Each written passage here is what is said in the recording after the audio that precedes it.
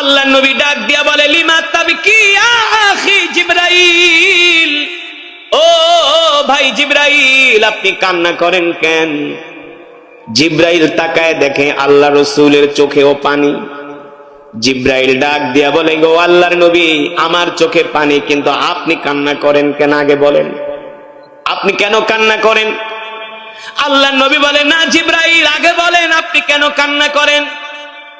জিবরাইল ডাক দিয়া বলে, গো আল্লাহর নবী, আমি এমন একজন আল্লাহর বিশেষ ফেরেশতা, কোন নবীর কাছে আমি ওহী নিয়ে গিয়েছি 5 বার 10 বার, কারো কাছে আমি ওহী নিয়ে গিয়েছি 50 বার 100 বার, কিন্তু আপনি এমন একজন পয়গম্বর, এমন একজন নবী, আমি আপনার কাছে কোন বর্ণনায় আসছে আমি আপনার কাছে এই পর্যন্ত ওহী নিয়ে আসছি 50,000 বার।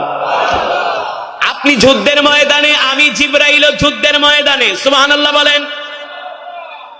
আপনি রান্নাঘরে, আমি জিবরাইল রান্নাঘরে। আপনি মসজিদে নববীতে, আমি জিবরাইল মসজিদে নববীতে, সুবহানাল্লাহ।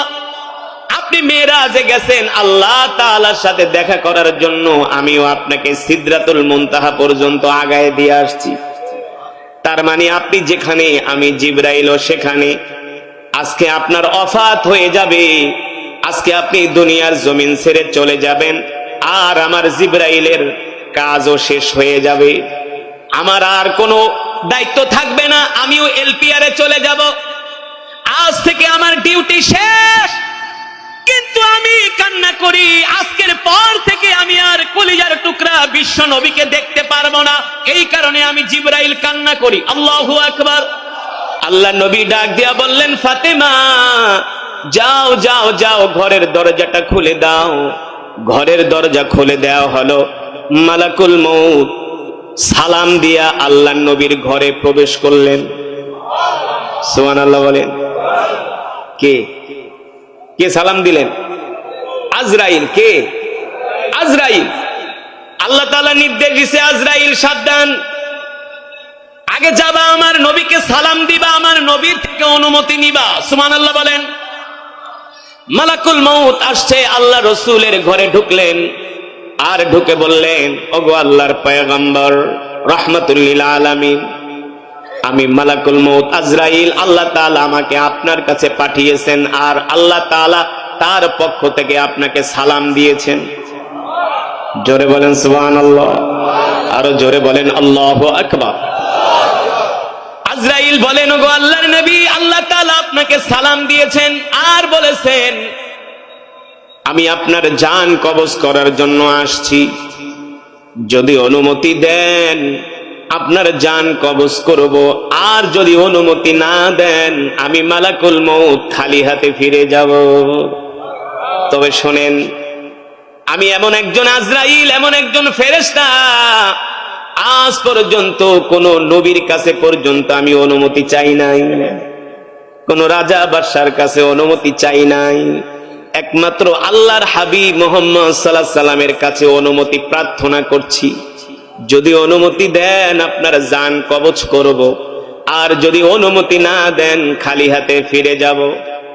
এই কথা শোনার পরে আল্লাহর নবী রাহমাতুল লিল আলামিন বলে, এ আজরাইল শোনো শোনো, আমি আমার জান কবজ করার অনুমতি দিব, তবে আমার আল্লাহ তাআলার কাছে এখনো একটা কথা বাকি রয়ে গেছে। জোরে বলেন সুবহানাল্লাহ। আল্লাহ তাআলার কাছে এখনো আমার একটা কথা বলার বাকি রয়ে গেছে। এই কথার ফয়সালা যতক্ষণ পর্যন্ত না হবে ততক্ষণ পর্যন্ত আমি আল্লাহর পয়গম্বর জান কবজ করার অনুমতি দিব না। কিন্তু আজরাইলের তো আর ক্ষমতা নাই আল্লাহর নবীর কথাগুলো আল্লাহ তাআলার কাছে পৌঁছায় দেওয়ার জন্য। এই কথাগুলো পৌঁছায় দেন কে? জিবরাইল। কে? জিবরাইল। আল্লাহর নবী জিজ্ঞেস করলেন, মালাকুল মউত আইনা আখি জিবরাইল, আমার ভাই জিবরাইল কোথায়? আমার ভাই জিবরাইল কোথায়? মালাকুল মউত বললেন, হুয়া ফিস সামাইল উলা।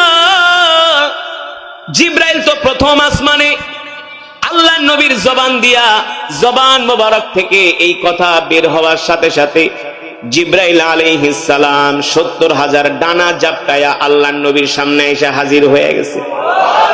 জোরে বলেন সুবহানাল্লাহ। আল্লাহ রাসূলের সামনে এসে হাজির হয়ে গেছে। জিব্রাইলের চোখে পানি।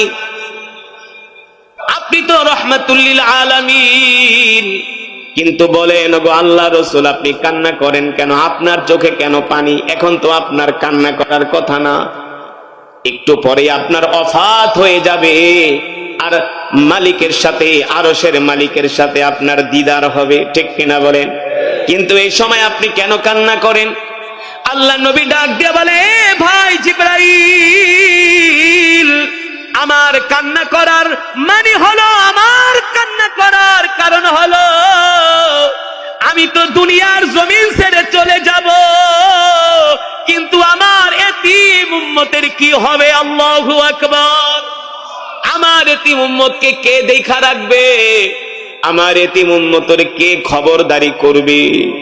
আমার উম্মতরা তো গুনাহ করবে, নাফরমানি করবে, এই কারণে তো আমার উম্মত বিপদে পড়ে যাবে, বালা মুসিবতে পড়ে যাবে, গজবের মধ্যে পড়ে যাবে, ঠিক কিনা বলেন? এই যে ভূমিকম্প হয়েছিল বাংলাদেশে, যদি আল্লাহর নবী আমাদের জন্য না কান্না করতেন, না দোয়া করতেন, তাহলে ভূমিকম্প দিয়া আল্লাহ আমাদেরকে ধ্বংস করে দিতেন, ঠিক কিনা বলে?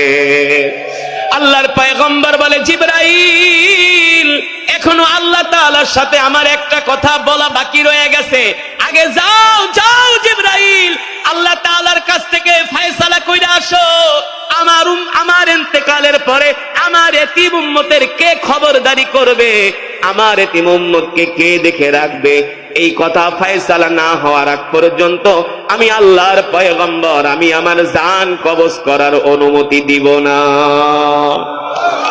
এই কথা শোনার পরে জিবরাইল তার ৭০,০০০ ডানা জাপটায় চলে গেলেন আরশে আজিমে। আল্লাহ তাআলা ডাক দিয়ে বলে, জিবরাইল, তুমি এখন কেন আসছো আমার কাছে? কি কারণে তুমি আসছো? দেখেন জিবরাইলের চোখে পানি। আল্লাহ তাআলা ডাক দিয়ে বলে, জিবরাইল, বলো বলো, কেন কান্না করো? জিবরাইল বলে, গো আল্লাহ রাব্বুল আলামিন, শুধু আমি কান্না করি না, আপনার কলিজার টুকরা হাবিবও কান্না করতেছে। আল্লাহ তাআলা ডাক দিয়ে বলে, জিবরাইল রে, জিবরাইল, যেই নবীকে সৃষ্টি না করলে আমি তাম পৃথিবী কিছুই সৃষ্টি করতাম না, ওই হাবিব একটু পরে আমার সাথে দেখা করবে, আর আমার কলিজার টুকরা মুহাম্মদ সাল্লাল্লাহু আলাইহি সাল্লাম কান্না করবে, আমি আরশের মালিক সইতে পারি না। আল্লাহু আকবার। আগে বলো বলো জিবরাইল, আমার বন্ধু মুহাম্মদ সাল্লাল্লাহু আলাইহি সাল্লাম কেন কান্না করে? আমি তো আমার বন্ধুর মনের কোনো আশা অপূর্ণ রাখি নাই, আমি তো আমার বন্ধুর মনের সব আশা পূর্ণ করছি, আমি তো আমার হাবিবের সব দোয়া কবুল করছি, তাহলে আমার হাবিব এখন ইন্তেকালের সময় কেন কান্না করে?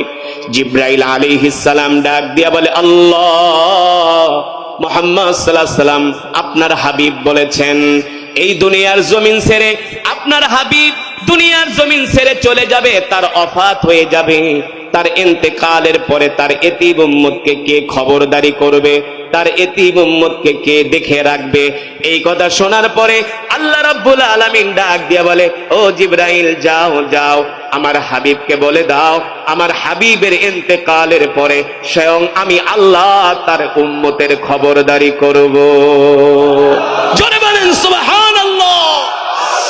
আল্লাহর পয়গম্বর বিশ্বনবী রাহমাতুল লিল আলামিন বলে, উম্মত, আমি নবী তোমাদেরকে কতটা ভালোবাসি, মেরাজে যায় আমি নবী তোমাদেরকে ভুলি নাই, মৃত্যুর সময় আমি নবী তোমাদেরকে ভুলি নাই, এমন কি যখন আল্লাহ হাসরের ময়দান কায়েম করবে সেই সময়ও আল্লাহর নবী সিজদা দিয়া পড়ে থাকবে। জিবরাইল আমিন আলাইহিস সালাম বলবে, কোরআন হাদিসের কোথাও নাই আপনি নামাজ পড়বেন না, দিন মানবেন না, আল্লাহর নবীর সুন্নাত মানবেন না, আর আল্লাহর নবী আপনারা জান্নাতে নিয়ে যাইব। না না না, যখন কাল হাসরের ময়দানে সমস্ত নবীরা পয়গম্বররা পর্যন্ত ইয়া নাফসি ইয়া নাফসি বলবে, সমস্ত নবীদের উম্মতরা পর্যন্ত ইয়া নাফসি ইয়া নাফসি বলবে, তখন আপনার নবী, আমার নবী, কলিজার টুকরা বিশ্ব নবী রাহমাতুল লিল আলামিন হাসরের ময়দানে সিজদায় পড়ে থাকবে। আল্লাহ নবী সেজদায় পড়ে থাকবে। সমস্ত নবীরা নিজেদেরকে বাঁচানোর জন্য পেরেশান হয়ে যাবে, সমস্ত নবীরা পর্যন্ত টেনশনে পড়ে যাবে। কিন্তু আপনার আমার কলিজার টুকরা বিশ্ব নবী রাহমাতুল লিল আলামিন বলবেন, উম্মত ওই অবস্থায় আমি কাল হাসরের ময়দানে সেজদায় পড়ে যাব, উম্মতি উম্মতি বলে কান্না করব। আল্লাহু আকবার।